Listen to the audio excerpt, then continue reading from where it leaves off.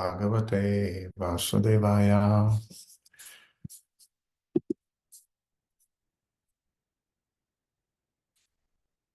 Om Namo Bhagavate Vasudevaya.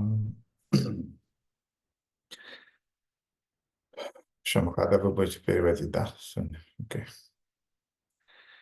So, Hare Krishna, dear devotees, today we will read Srimad Bhagavatam, first canto, 5th chapter. We will start with the 12th verse. Дорогие преданные, сегодня мы продолжаем читать Шримад Бхагаватам, первая песня, 5 глава, и начнем мы с 12 стиха. And I'll read a few verses without the purport. They are quite long. Несколько стихов я прочитаю без комментариев, потому что комментарии довольно длинные. And we'll stop at the 16th verse, and there I'll read the purport. И я остановлюсь на 16 стихе, и на нем мы прочитаем комментарий. Okay, 12. Naishkarmam apichuta bhava varjitam nashobate jnanam alam niranjanam kuta punah shashvat adaram ishvare nacharpitam karmayad api akaranam.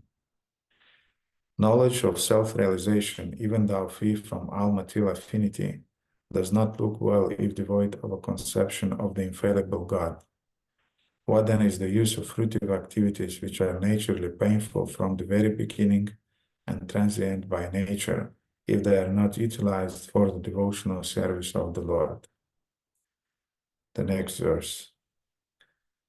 Atho mahabhaga bhavan amogadrik shuchi shrava satyarato dridavrataha urukramasya kela banda muktaye samadhina sumarata dvicheshtitam.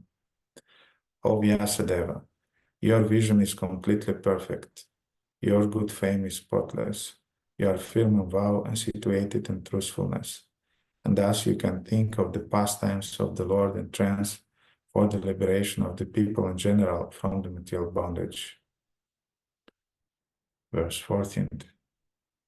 Tato nyata kinchana yadvivakshata pritag dishastat krita rupa namabi nakarhi chit kwapi chadushtita matir labeta vataha naur ivaspadam.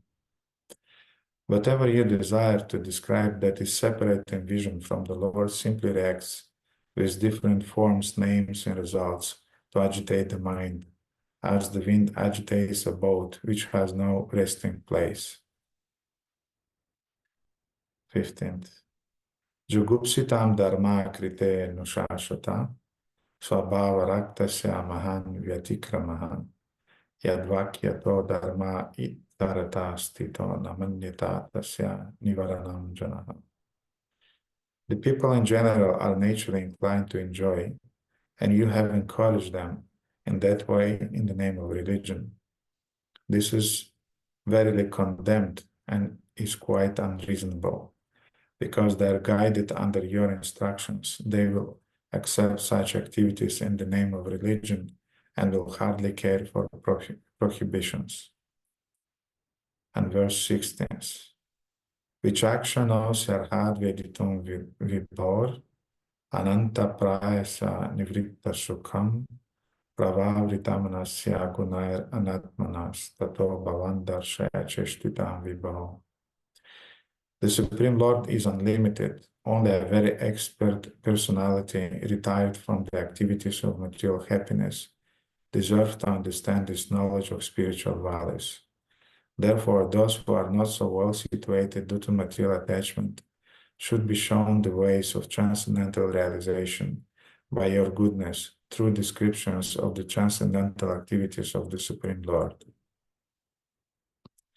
Purport by His Divine Grace A.C. Bhaktivedanta Swami Srila Prabhupada. Theological science is a difficult subject, especially when it deals with the transcendental nature of God. It is not a subject matter to be understood by persons who are too much attached to material activities.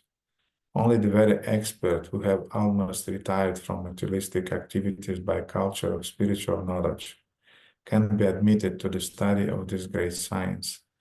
In the Bhagavad Gita, it is clearly stated that out of many hundreds and thousands of men, only one person deserves to enter into transcendental realization. And out of many thousands of such transcendentally realized persons, only a few can understand the theological science specifically dealing with God as a person. Vyasadeva is therefore advised by Narada to describe the science of God directly by relating his transcendental activities. Vyasadeva is himself a personality expert in this science, and he is unattached to material enjoyment. Therefore, he is the right person to describe it. And Shukadeva Goswami, the son of Vyasadeva, is the right person to receive it. Srimad Bhagavatam is the topmost theological science, and therefore it can react on the layman as medicinal doses. Because it contains the transcendental activities of the Lord, there is no difference between the Lord and the literature. The literature is the factual literary incarnation of the Lord. So the layman can hear the narration of the activities of the Lord. Thereby they are able to associate with the Lord and thus gradually become purified from material disease. The expert devotees also can discover novel ways and means to convert the non-devotees in terms of particular time and circumstance. Devotional service is dynamic activities, and the expert devotees can find out competent means to inject it into the dull brains of the materialistic population. Such transcendental activities of the devotees for the service of the Lord can bring a new order of life to the foolish society of materialistic men. Lord Sri Chaitanya Mahaprabhu and his subsequent followers exhibited expert dexterity in this connection. By following the same method, one can bring the materialistic men of this age of quarrel into order for peaceful life and transcendental realization. I'll read the verse again. Vichakshano syarhati vedum vibor ananta parasya nivritta sukham Pravartmanasya gunar anatmanas tato bhavadasha cheshtitan vibho. The Supreme Lord is unlimited. Only a very expert personality retired from the activities of material happiness deserves to understand this knowledge of spiritual values. Therefore, those who are not so well situated due to material attachment should be shown the ways of transcendental realization by your goodness through descriptions of the transcendental activities of the Supreme Lord. Oma Gyana Timirandasya Gyana Anjana Shalakaya Chakshuram Militami Tasmai Shri Gurave Namaha Shri Chaitanya Manabhishtam Stapitami Labhutale Swarupa Akadamyam Dadaji Swapadantikam Gurave Gaura Chandraya Radhikaya Tadalaya Krishnaya Krishna Bhaktaya Tadbhaktaya Namo. Oh, that's hot. So here's purport. Srila Prabhupada is making a reference to Bhagavad Gita, to the famous verse in Bhagavad Gita 7:19. В этом комментарии Прабхупада делает ссылку на известный стих из Бхагавад-гиты 7.19. Bahunam janmanamante gyanavanman prapadyante vasudeva sarvamiti samahatma sudurlabha.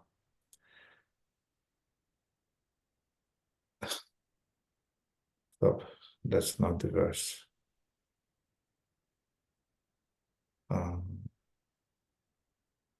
Just a second.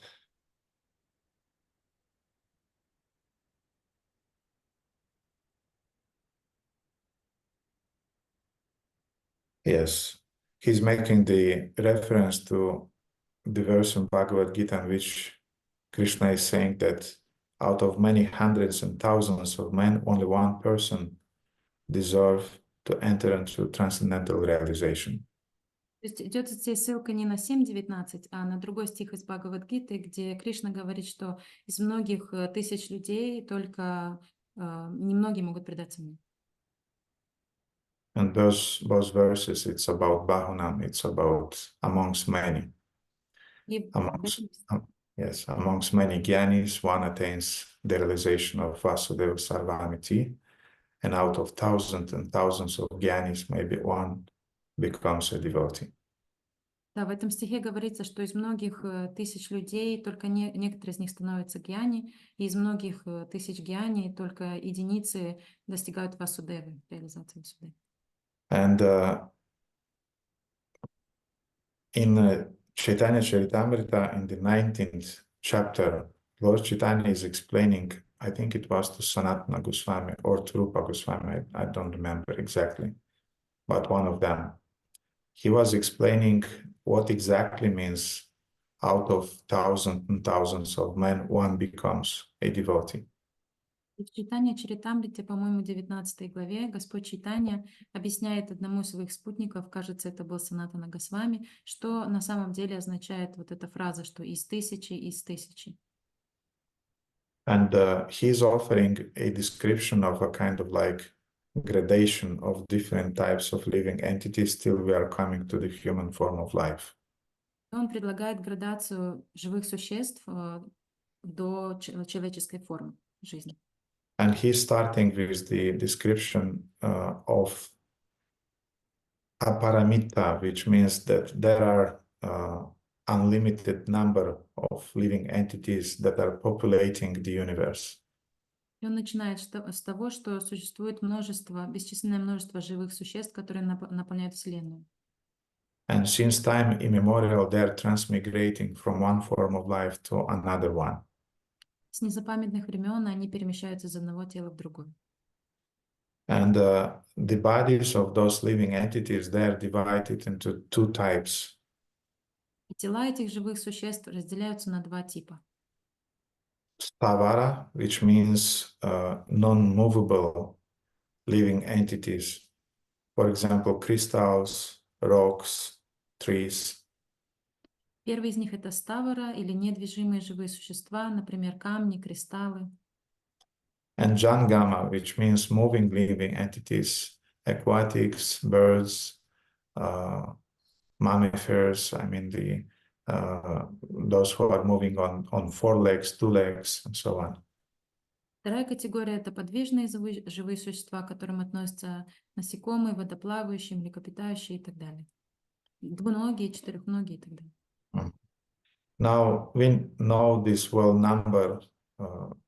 We well know this number that is given in the Vedic literatures, especially Srila Prabhupada is operating with this number when describing how many millions of forms of lives there are in the universe. He's saying 8,400,000 thousands of forms of life that are in the universe. Мы слышали эту цифру, она употребляется в Ведах, и Шрила Прабхупада часто упоминал эту цифру. Когда говорится о количестве живых существ, называют цифру 8 миллионов 400 тысяч жизней.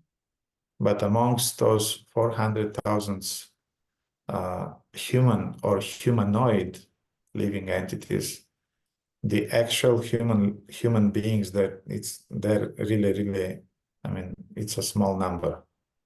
Среди этих 8 миллионов 400 тысяч это человекоподобные формы жизни, но среди этого числа совсем немногие из них по-настоящему живут как люди.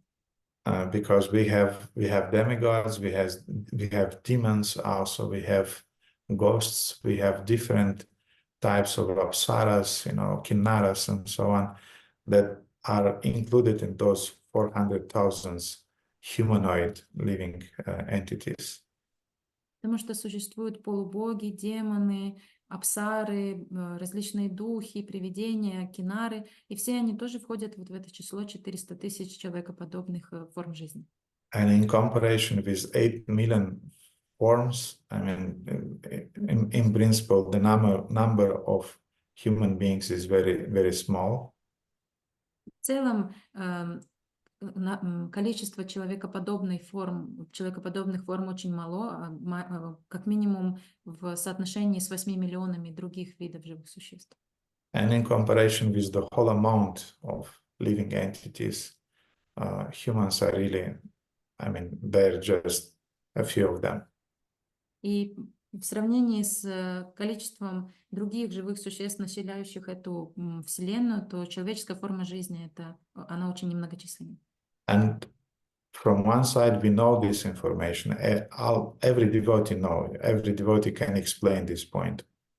И с одной стороны, мы знаем эту информацию, каждый преданный знает об этом, он может об этом рассказать, объяснить. But from another point of view, it's important to be reminded about that because the human form of life is really a rare form of life. Но с другой стороны, нужно всегда напоминать себе, что человеческая форма жизни — это по-настоящему очень редкая форма. Because I remember when I was a kid, I was playing with the golden rings of my mother. I was playing on the floor when my mother was on her work. I came back from the school. Now I was playing football or something with those rings.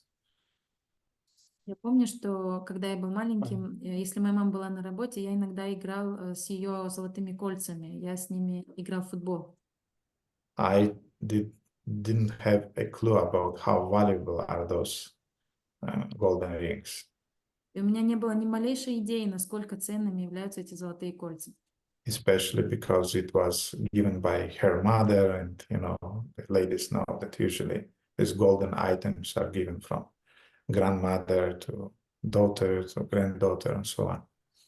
Особенно принимая во внимание то, что некоторые из этих колец подарила бабушка. Женщины знают, что для них это важно, а эти золотые украшения передаются из поколения в поколение в семье. So you don't play football with golden rings.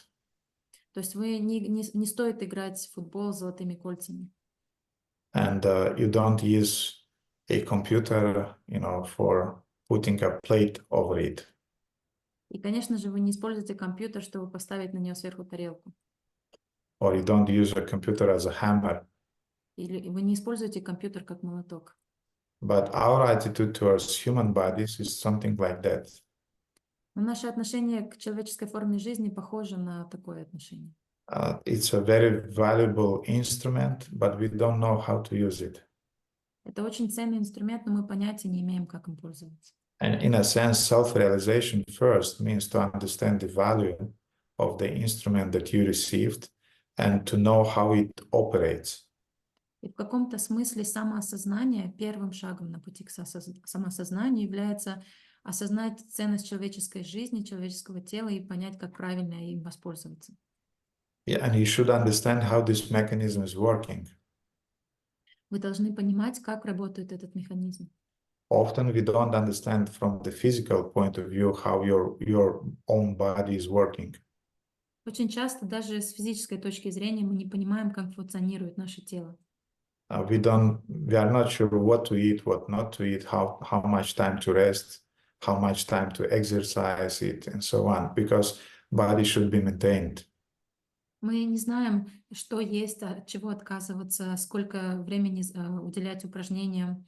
То есть мы даже не знаем, как правильно поддерживать это тело, а его нужно поддерживать. And also we have another body, which is our subtle body, psychical body. И также у нас есть тонкое тело, психическое тело. And that one is really a mess for us. We really don't know how to operate it. И вот это для нас большая проблема. Мы понятия не имеем, что делать с этим психическим телом. We identify with different moods that are in the body. Мы отождествляем себя с различными настроениями, которые появляются у тела. I mean, subtle body of the У mind. тонкого тела. Вот в уме я имею в виду, у тонкого тела. We identify with different traumas that are recorded in the subtle body. Мы постоянно сражаемся с какими-то детскими травмами, которые записались у нас в тонком психологическом теле. And in the same way as we develop muscles in the physical body, there are subtle muscles that should be developed in our subtle body. И точно так же, как мы качаем мышцы в нашем физическом теле, также существуют мышцы тонкого тела, которые нам стоит накачать.